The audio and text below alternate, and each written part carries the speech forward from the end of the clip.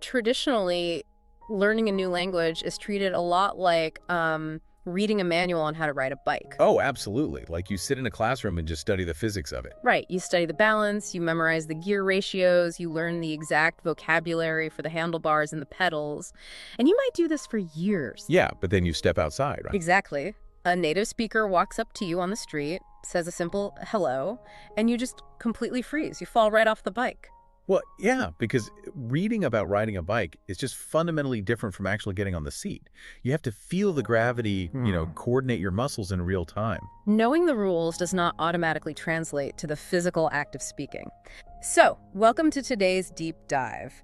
We have a massive stack of 10 incredibly diverse sources for you today. We really do. We've got academic studies from universities in Vietnam, pronunciation blogs. Transcripts from YouTube language coaches, deep dives into AI tools.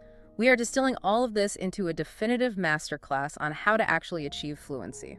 Because today we are putting away that dusty instruction manual. We are getting on the bike and we are learning how to pedal. We're not talking about what vocabulary to learn, but how to physically and mentally rewire your brain and your mouth to speak naturally. And I think it's crucial to establish right up front that the goal here is not perfect robotic English or whatever language you're learning. Right. Perfection is a myth.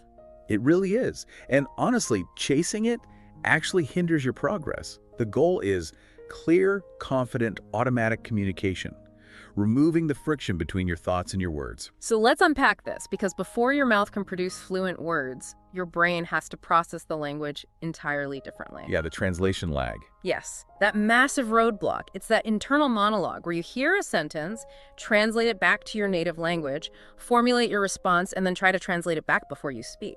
And that lag is exactly what causes people to freeze. Because in a real conversation, by the time you've translated all that, the other person has already moved on. You're just constantly playing catch-up in your own mind. Exactly. So how do we stop doing that? Because it feels so automatic. Well, one of our sources, Rachel's English, offers this surprisingly simple exercise. It's called the 10-second scan. I love this technique.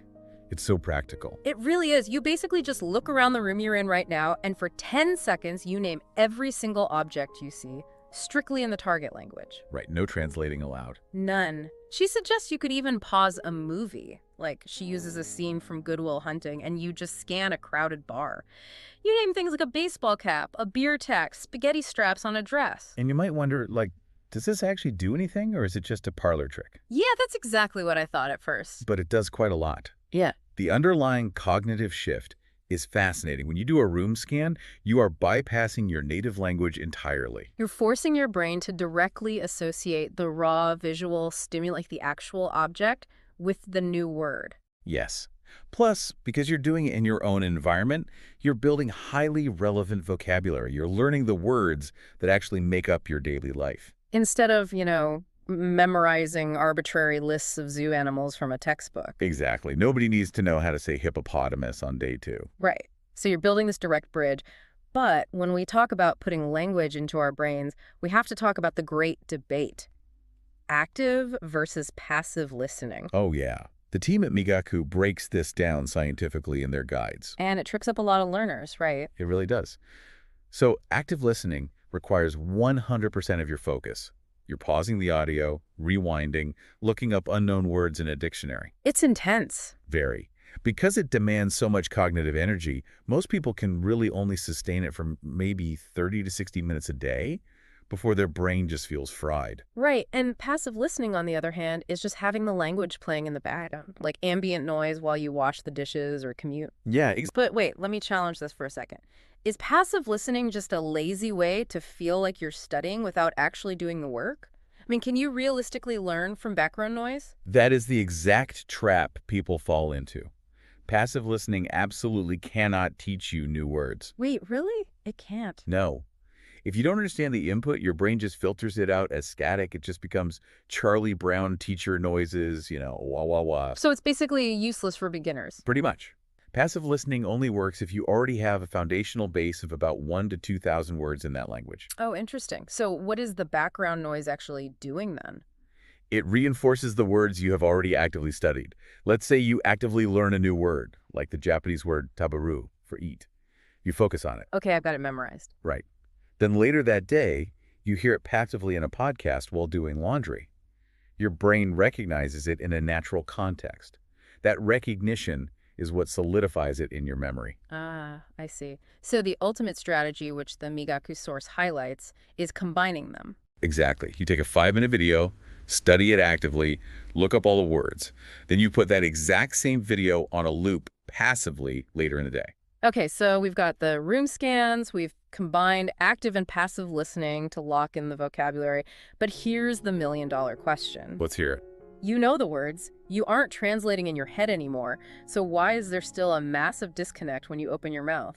Why do we still sound so stiff? Because mental fluency does not automatically equal physical fluency. You are dealing with muscle memory now. Right, your physical articulation is heavily influenced by the language you grew up speaking. Exactly. Our source from the Bold Voice blog lists some of the most common physical roadblocks, the pronunciation traps that ESL speakers fall into. And what blew my mind is that it's almost entirely about mechanics, literal tongue placement. It is entirely physical. Let's make this interactive. If you're listening to us right now, try this. Take the L and the R sounds. If you speak an East Asian language, like Korean, they often use a single sound for both of these. Right, it's a sort of hybrid sound. So to differentiate them in English, you just have to know where your tongue goes. Try making an L sound right now. If you're doing it correctly, the tip of your tongue should be physically touching the back of your upper front teeth. Lol. Now, try the R sound. Your tongue pulls back and does not touch your teeth at all. Ruh. It's purely mechanical. Another huge hurdle is the TH sound, which simply doesn't exist in a lot of languages. Right. You have the soft, unvoiced TH, like in the word math, where you just push air gently through your teeth. No vocal cord vibration. And then you have the voiced TH, like in the word breathe, where you actually vibrate your vocal cords. And because it's such an unfamiliar, almost awkward mouth shape, non-native speakers subconsciously look for a shortcut. They replace the TH with sounds their mouth already knows, like an S, a Z, a T, or a D. So the word think becomes sink, or those becomes doze. That makes so much sense. Then there's the V versus the W, which the blog points out is a huge struggle for Hindi and German speakers. Oh, absolutely. For a V, your top teeth have to physically touch your bottom lip. V, V, V. But for a W, your lips are rounded and they don't touch your teeth at all. W, W. The blog gives this insane tongue twister to practice this. Yes.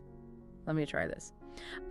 Vivid wolves venture very wisely while waving their velvet vests.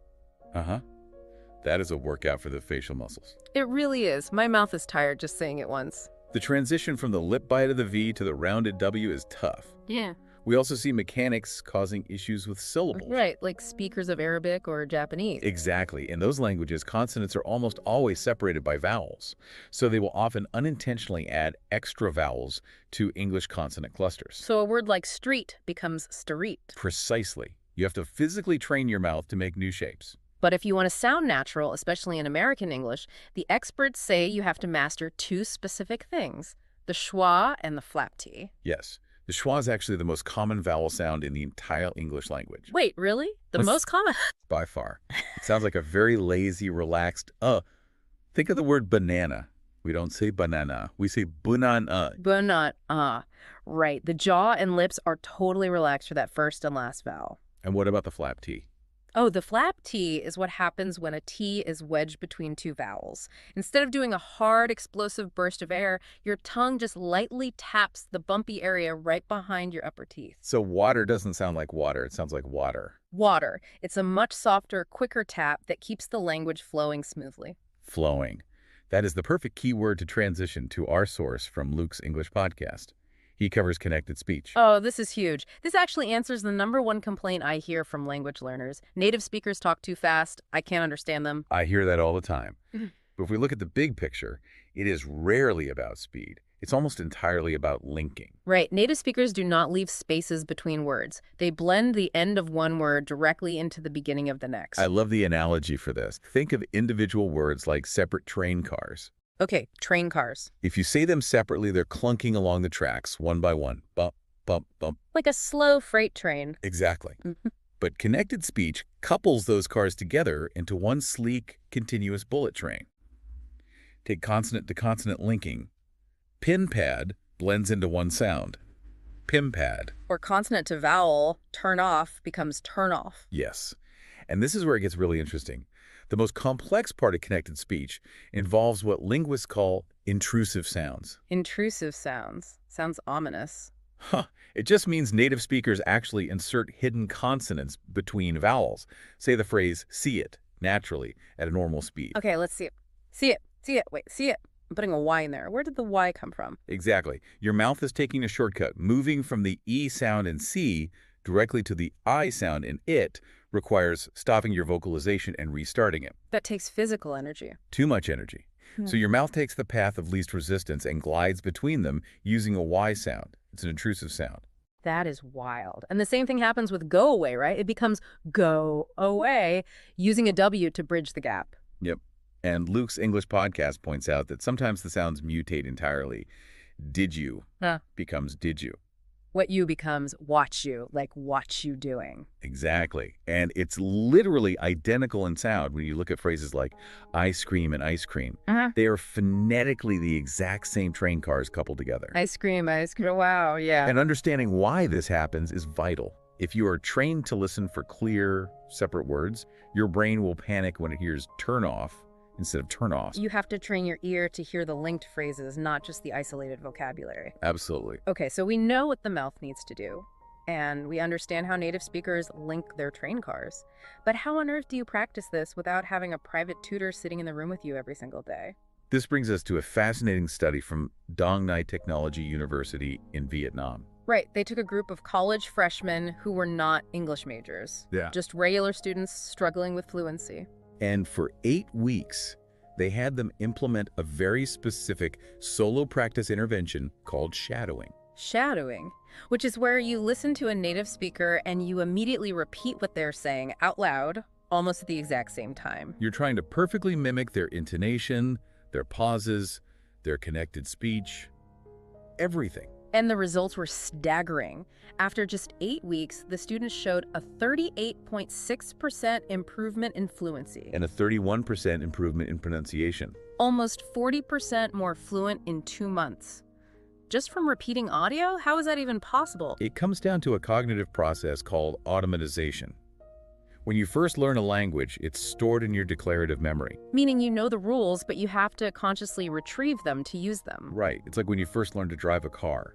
You have to actively look down to figure out which pedal is the brake and which is the gas. You're overthinking every single movement. Exactly. But eventually, driving moves to your procedural memory. You can drive all the way home from work and not even remember the trip because your body just knows what to do. Wow. Okay. So shadowing forces the language into your procedural memory. It becomes a reflex. Yes. It also ties into a concept called Vygotsky's zone of proximal development, where you simulate interaction with an expert model to... Whoa, back up. Zone of proximal development. That sounds incredibly academic. Fair enough. What does that actually look like for me, sitting in my bedroom at 6 in the morning, trying to practice before work? It simply means that we learn best when we are pulled slightly beyond our current capability by someone more skilled. Okay, that makes sense. Even though you are practicing completely alone in your bedroom, shadowing a native speaker simulates having an expert right there in the room with you. So by forcing your mouth to match their rhythm in real time, you're naturally adopting their correct connected speech. Without having to memorize the rules for it, you're just absorbing the flow. That is brilliant. So how does a busy person actually fit this into their life?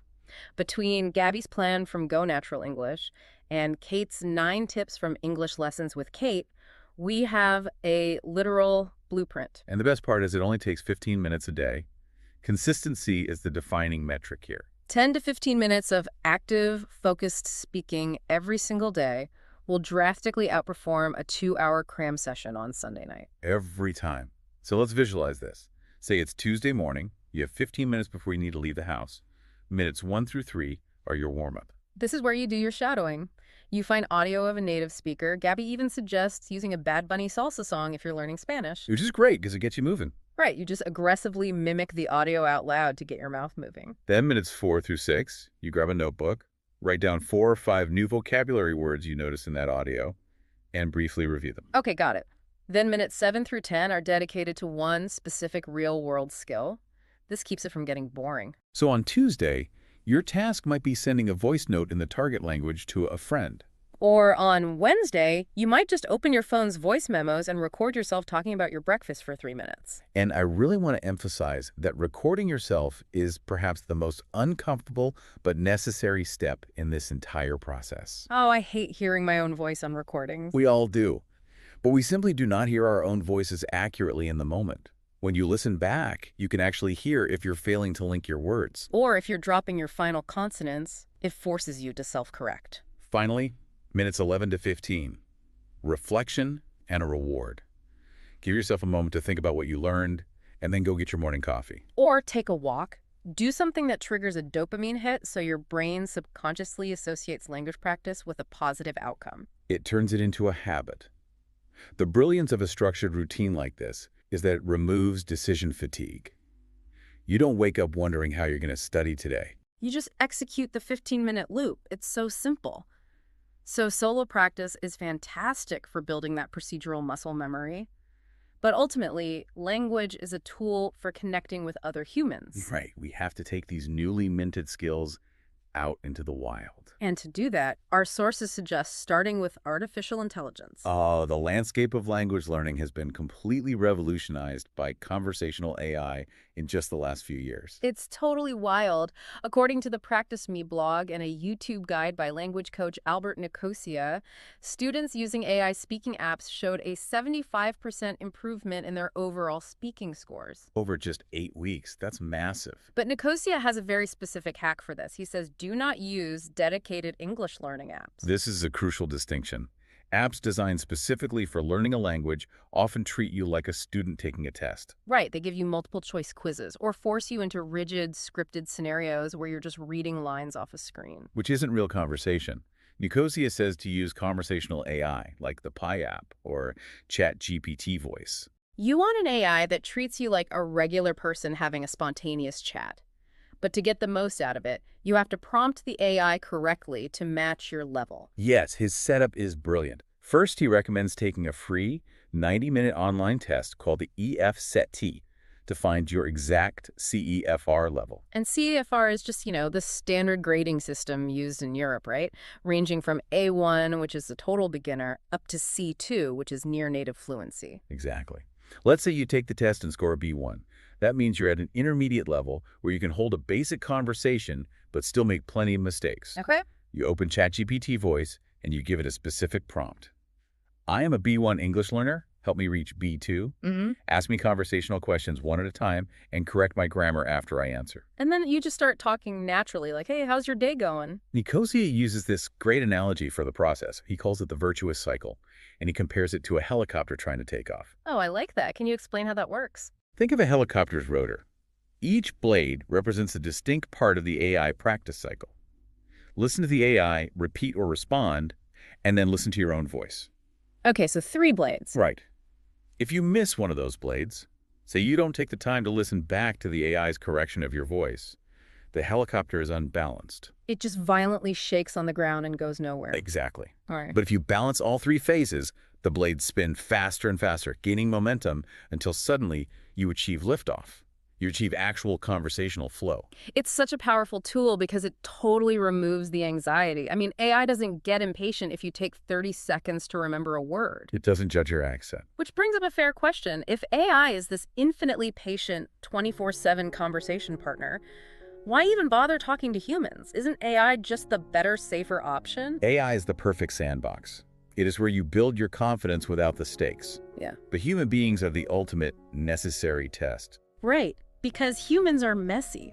Sources like Tandem and HelloTalk are apps that connect you with real language exchange partners around the world. And human interaction provides vital things that AI currently cannot replicate. Unpredictability, cultural nuance, slang, genuine emotional stakes. The stakes are so real. A human conversation isn't a script. They might interrupt you or change the subject abruptly or use a facial expression that throws you off. The audio connection might be bad. Yes, you have to learn how to navigate all of that. Exactly. Setting expectations with your human partners is how you bridge that gap from the perfect AI simulation to messy reality. So when you connect with someone on Tandem, you need to agree up front on how you want to be corrected. Do you want them to stop you for every single grammatical error? Or do you only want them to correct major mistakes that actually prevent them from understanding you? Because if they stop you every 3 seconds to correct a minor verb tense, you lose all that fluency momentum we just spent 15 minutes a day trying to build. It completely derails the conversation. So what does this all mean? Let's recap this journey we've been on. We started by rewiring the brain to stop translating using those 10-second room scans. Then, we dug into the physical mechanics, smoothing out the sounds by fixing our literal tongue placements and coupling our train cars with connected speech. We built a sustainable, realistic system with a daily 15-minute shadowing habit, moving the language from conscious declarative knowledge to an automatic procedural reflex. And finally, we tested it all out in the wild, balancing our helicopter blades with conversational AI before stepping into the beautiful unpredictability of real human language exchange. The mission of this deep dive was to save you time, to prove that fluency isn't some magical, natural talent you're born with. It's just about focused, strategic reps. And this raises an important, lingering question to leave you with today. Ooh, what is it? We spent all this time talking about how to physically and mentally rewire your brain and your mouth to master a new language. Yeah. But psychological studies show that people often experience a noticeable shift in their personality when they start speaking a second language fluently. Oh, wow. I think I've heard of that, actually. Yes. Depending on the language, the culture associated with it, and how you learned it, you might find yourself feeling more extroverted, more direct. Or maybe more logical and analytical when speaking that new language compared to your native tongue. Exactly. So as you build this new fluent voice, who is the new you that is going to emerge when you speak it? That is wild to think about. There could be a whole new version of yourself just waiting to be unlocked. So go out there, throw away the instruction manual, get on the bike, and just start pedaling. Thank you so much for joining us on this deep dive. We'll catch you next time.